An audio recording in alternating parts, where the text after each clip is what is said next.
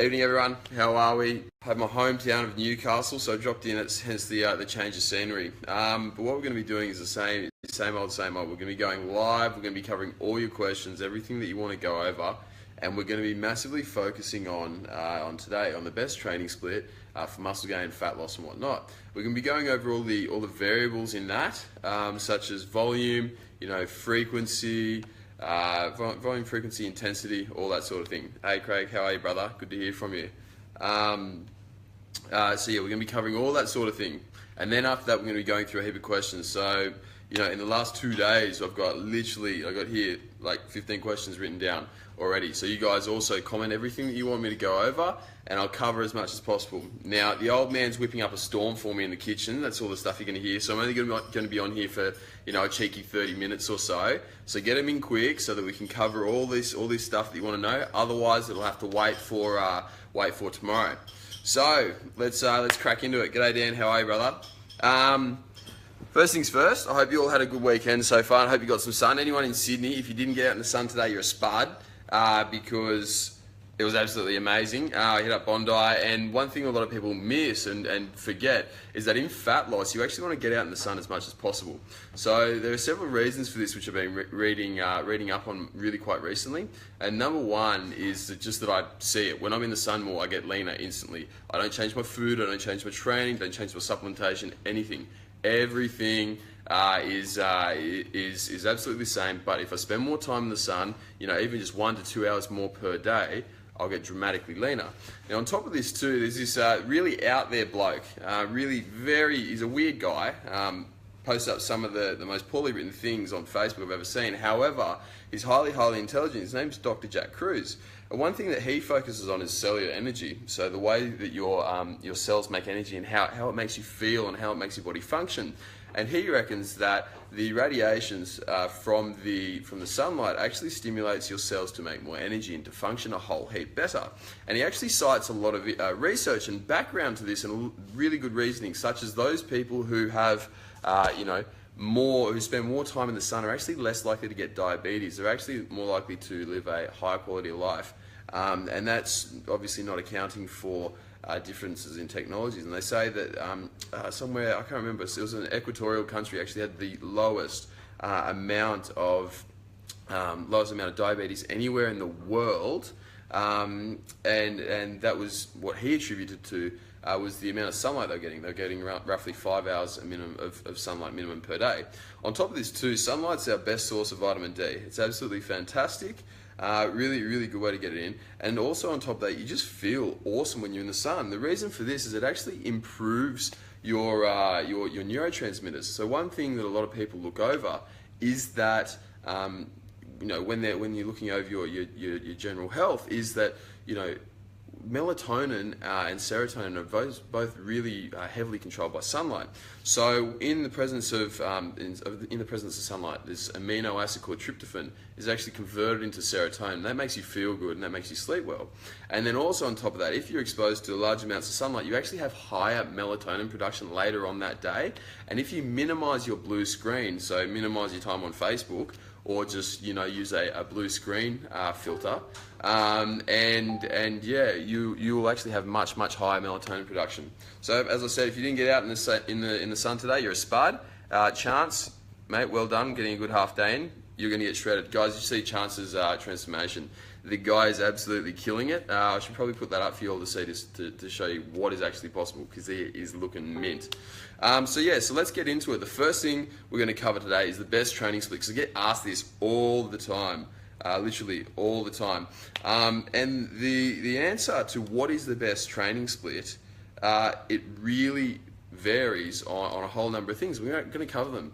So first things first, if you want to grow a particular muscle and if you want to make it function a whole heap better and improve your contraction with it, you need to train it really, really frequently. So if, for example, you are training your delts, all right, or you want to bump up your delts, make your delts a lot bigger, you need to train them very, very regularly. One thing I did through high school was I had never studied in high school. I was a little turd.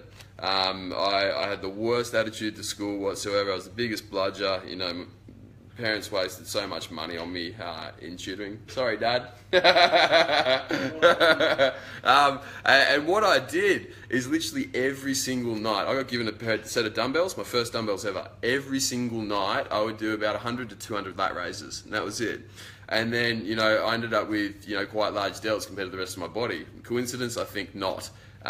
You know, and so that's where I think that if you want to grow a certain body part, you just need to hit it super, super frequently. You just need to be doing it all the time, as many times a day through the week. However, at the same time, there are a lot of other things that you need to take into account here, such as the volume and the intensity at which you train. So training volume refers to the amount of sets, the number of reps, the total tonnage which you lift throughout a workout. If you are doing absolutely monster workouts like some of my guys are, you cannot train as frequently in that muscle group. So if you're hitting 40 sets for, you know, 6 to 8 reps on a certain body part, say chest, if you were to do that 6 days a week, you would burn out hard. On top of that too, you would actually find that you wouldn't have enough time to train all the rest of your muscle groups. So you need to make sure that if you want to have higher frequency, you need to have slightly lower volume in your training sessions.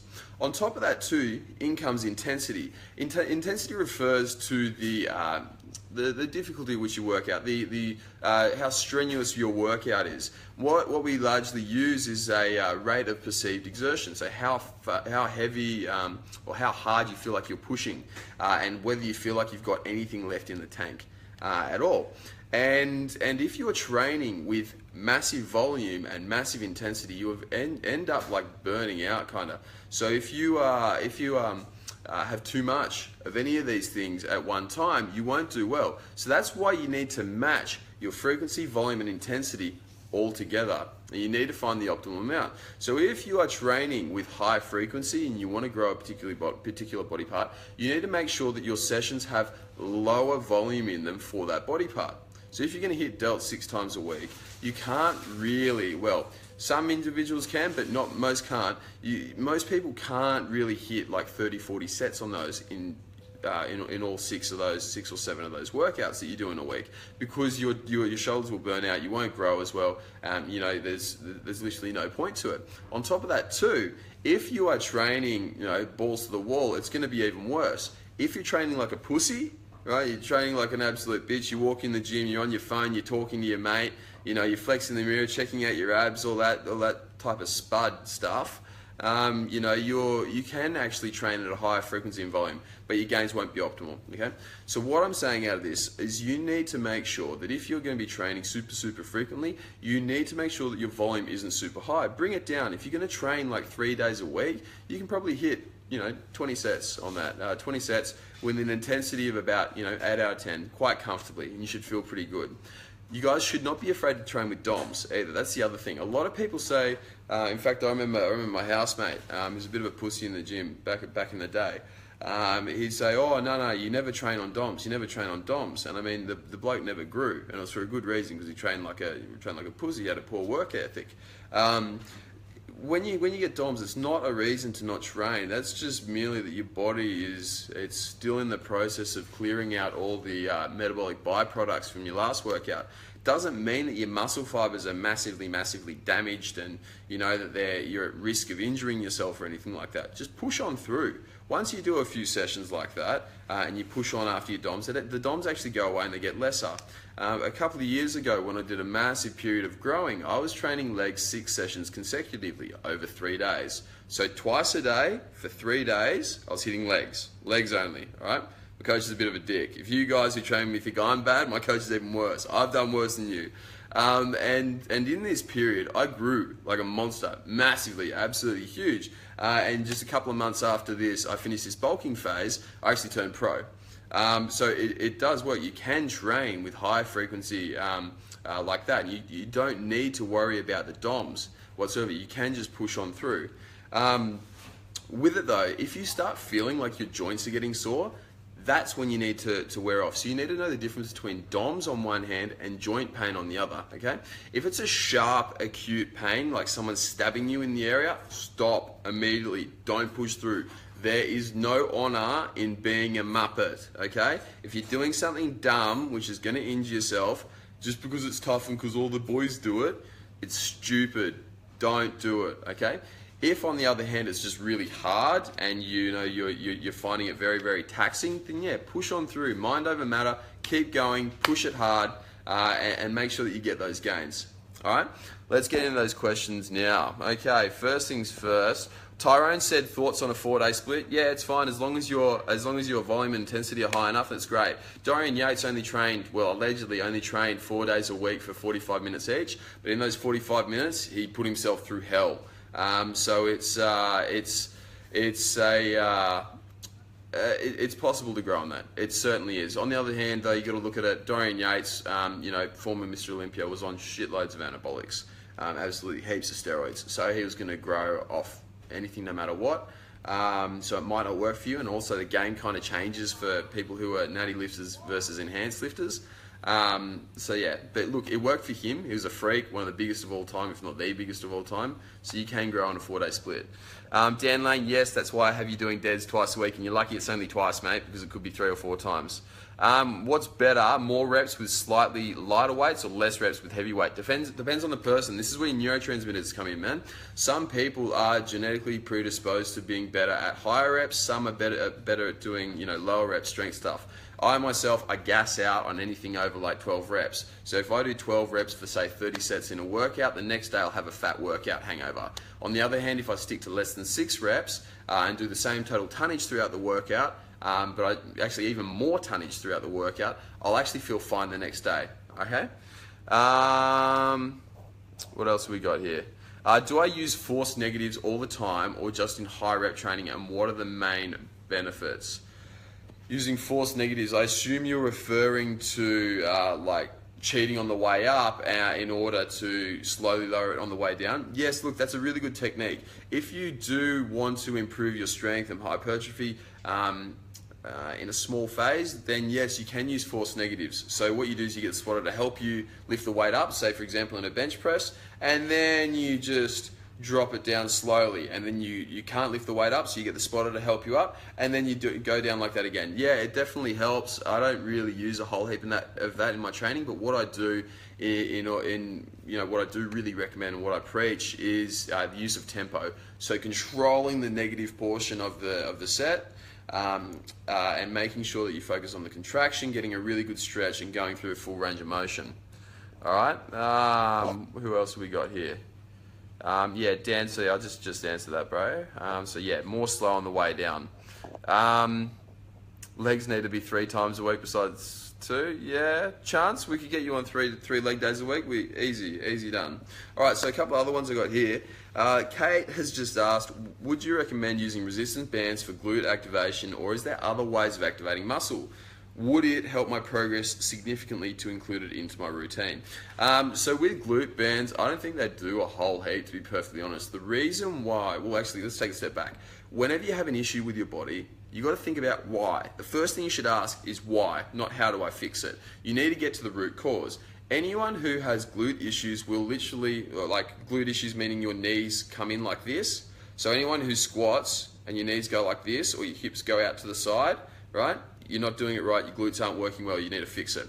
And what we do to fix this up is we improve, number 1, your abdominal bracing, so we make sure your bracing is really, really tight. Number 2, we make sure that your diaphragm's nice and loose, and your abdomen, in your midsection and your obliques are all nice and loose, because if they're not, you can't brace, and then it puts you into a hunched position. And then number 3, we actually look at your QL and your abductor. Okay, so people's right QL literally always gets sore. If you have never had an acute injury to your hips or back, and you just find you have like dicky knees or something like that, it's 100% going to be your QL, your right QL, and your left adductor. So what we do in that instance, Kate, is we get you to get into your QL, stretch it out. Easiest way is just to reach over like that and make sure that your hips go that way as you're doing that, and it'll stretch all through your QL. On the adductor, just do a basic adductor stretch and it'll be better. After you've done that, you can then go into activating your glutes, and then it'll be effective. But pretty much if you have any of these other things inhibiting your glutes, then it doesn't matter how much activation work you do, it's not going to work, because when you activate it, you're not even going to be able to use your glutes because they're being inhibited so hard by your QL, your adductor, and poor bracing and poor pelvic positioning. Okay. Now, Chris has asked, how does everyone rate berberine as a gut health supplement? Mint, berberine's absolutely awesome. Kills off bad bacteria, brings in good ones. It's fantastic. Plus, it makes you more insulin sensitive. Plus, it activates the healing pathway in your body. Absolutely fantastic. A dose of 500 megs a day for regular people it's pretty good. What body parts do we train together for optimal results? Yeah, once again, this goes back to frequency. So if you just do like a chest and back superset, I find that you do get a pretty good cross pump.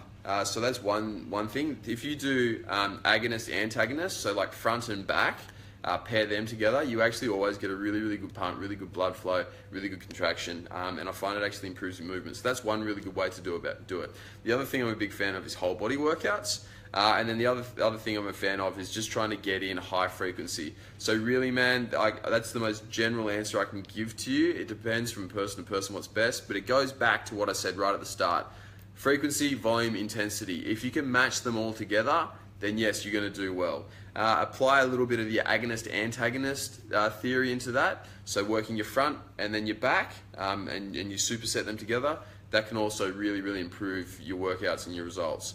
Now, Chance just asked, does it matter if I don't have a cheat meal once per week? No, it really doesn't. The reason why cheat meals are a good thing is because it does two things. Number one, it's a mental break from counting and counting foods and like tracking what you eat, all that stuff. It's kind of like a bit of time away. Number two, it gives you something to look forwards to and work towards. If there's a reward, if there's a bit of light at the end of the tunnel, you always work harder 100% of the time. So these Muppets who do IIFYM, so if it fits your macros, and they say, oh, you can eat donuts all week, bloody, bloody, blah. They generally train like pussies, a lot of them do. And one thing that would massively help these guys, if rather than indulging in shitty food all during the week and spiking their dopamine constantly with little bits of sugar and stuff that they crave, if they just waited out to the end of the week and then had it, their motivation would be much better and their performance would be way, way better. All right? Alexi's like, I like my program course. It's mixed body parts. I feel like I've done the all body. Good, bro. I'm glad you like it. What else? Babs, we've got, what's the main purpose or aim of the Zane method of training? So Zane method is one that I'm a massive fan of. Frank Zane is renowned as having one of the best physiques of all time. And what he did to bring up lagging body parts was just massively increase frequency. So Shabab, that one, the Zane method, and for all my other guys who are on variations of the Zane method for delts and chest, bis, tris, whatever, the main focus on that is frequency. We get you to train highly frequently, okay, with moderate volume, pretty good intensity, and a long period of recovery either side of it, okay? So that's the main purpose of it. If you train very frequently, you balance your volume and your intensity, you are going to grow, you're going to go well, which is exactly what you're going to do when you can finally start walking properly and hobble around the gym. Now, Nafiza says, what's my mindset when I train? Anything I watch or do to G myself up. So I'm a little bit different, guys. Training for me, I've got like one goal, and that's to win Mr. Olympia. Now, for those of you who don't know, Mr. Olympia is like the big bodybuilding thing. I want to win the men's physique show, and I'm pretty confident that I can do it. I'm younger than everybody else, you know, and I know that I actually genuinely work harder than everyone else because a lot of them train like pussies, and I also follow much better protocols than them. So my mindset when I train is to get in there, is to focus on the contraction, having an optimal contraction, improving my biomechanics, so making sure that I move everything absolutely perfectly, and making sure that I'm healthy and that I'm actually loving my training sessions. I don't think training should be a chore. It shouldn't be a chore. It should be something you look forwards to every single session. Every single time I'm driving on the way to the gym, I get tingles through my body. So like goosebumps almost, because I'm really excited to, really keen to get in there, to smash my session, to get better and work towards the Olympia. And that's how I feel you should be. You should be absolutely G'd. You should be absolutely peaking before you got this. I mean, I'm there, I'm pumping music in my car, I'm yelling, all that sort of stuff. I probably look like an absolute Fruit Loop if anyone was driving past and saw me. But yeah, that's what I do to get myself G'd up, man. I honestly just look forward to the session, think about how I'm going to succeed, And yeah, look forward to my session. Think about how I'm going to succeed, and then think of the end goal. All right. One thing that a lot of people really need to focus on is having a long-term plan. So everyone's all good for a 12-week transformation. I mean, geez, the number of times I get people who talk to me about 12-week transformations is crazy. Why bother? Who gives a shit about 12 weeks? If you look back on your life and you think, oh yeah, fuck, I look pretty good for 12 weeks there. Like, who gives a shit? People only care about what you look like now. If you look like a fat blob 3 days after your 12-week challenge because you've eaten 800 calories for 12 weeks on the Max's challenge, and then you've gone after that and you've splurged out and you look like an absolute slob. Where's the success in that? You need to have a long-term plan and a long-term goal of how you can look. Okay, so if you set this goal and you say, I want to be 6% body fat for the rest of my life, you will do it and you will achieve it. Okay, you'll need a bit of guidance on the way there. That's why you get a coach. That's why you get programs done for you and all that stuff. But you will achieve it if you have that goal set there and you have a success path in order to do it. Okay, so if you plan out exactly where you're going to be, you plan out your milestones, you plan out your training, you get someone in to help you out and do everything, you'll get there. So yeah, so that's pretty much my mindset. Now, Chance is saying tingles. The tingles that I get on the drive to the gym, that might be the C4. Shit, no, C4 is shit. I wouldn't waste my money on that. Arginine AKG, tyrosine, a bit of phenylethylamine, a bit of theocrine. That's all you need pre-workout, man. Don't waste your time with that crap. Now, Jackie said I go to bed early because I'm excited to train in the morning. I know what you mean. I get super G too. It's like the night before Christmas. All right, sweet. So, what's the next question I got here? Now, Nafiz has asked as well, would love to hear some of the routines I use to warm up and warm down during my daily workouts for each body group. Anything to do with reducing muscle tightness and stiffness and DOMs while improving overall flexibility. Okay, so number one, the biggest and most important thing in any training warm-up that you do is making sure that you've got the range of motion to do so. Now, for those of you who are training with me, you're going to receive like a little mini course on this. And what I want you to do is make sure that you can fully stretch a muscle out and fully put a joint through its complete range of motion and then completely contract it, okay? So if you're doing your pec, you want to turn your hand out like that and go all the way down like there and then come back and be able to stretch to that. That is the single most effective way of ensuring that you are going to be, nice and loose, not stiff whatsoever, and have a really, really good contraction throughout your whole workout. If you do that, you will absolutely crush it. And as I said, for my guys, you're going to get a whole video series on this. On top of that too, you need to make sure that your midsection's loose because digestion is actually it's a crucial part of any training plan and any success in the gym. You need to make sure that your midsection is really, really loose and that your digestion is great. If you have a bad day of digestion, you need to get in there. You need to actually massage your whole midsection, anywhere all the way down from your pubic bone up to your rib cage. That all needs to be loose. You'll notice that if you get a massage on there or you do it yourself, you'll actually be way looser everywhere in your body. And you'll find that when you have one knee that bends in when you squat, you'll find that goes away all of a sudden. You'll find that instead of kicking your hips out to one side, you'll actually be straight. And so by fixing that and looking after that, that is going to set you in good stead. So the two answers to that is number one, full extension and full contraction of the muscles which you're going to train. Number two, making sure your midsection is nice and loose. Alrighty, sweet. Next one. Now, Daniel Woodsy has just asked, can too much coffee a day make you hold on to fat? Well, Woodsy, mate, anything that you do, you're probably going to get leaner and bigger. Daniel this week just dropped 2.4 kilos. So he's absolutely crushed it. And he's, just a couple of weeks out from comp. So it's a huge, huge drop. Now, with coffee, yes, it can definitely make you hold on to fat. And the way that it does this is through the digestive system. If you're consuming too much coffee and you put yourself into fight or flight too much, then your digestive system cramps up like this, and when your digestive system cramps up, gets inflamed, you start holding on to water and it just everything stops working as well. Okay, and when you have all these issues with your digestive system, your hormones get completely out of whack. Your cortisol goes through the roof, test goes down into the floor, and you start feeling like absolute crap, and your progress goes black. I don't know anybody ever who has succeeded with a really bad gut. I don't know a single person in the world. People can succeed on poor sleep, poorer diets, poor training methods, and all those things that you can succeed on. You cannot beat your gut whatsoever. Geez, you've even got a better chance of doing well when you've got a poor hormonal profile. So yeah, if your gut's playing up, then you're not going to do well. So yes, dude, coffee can make you fat, and the primary way it does this is through the gut, much like anything.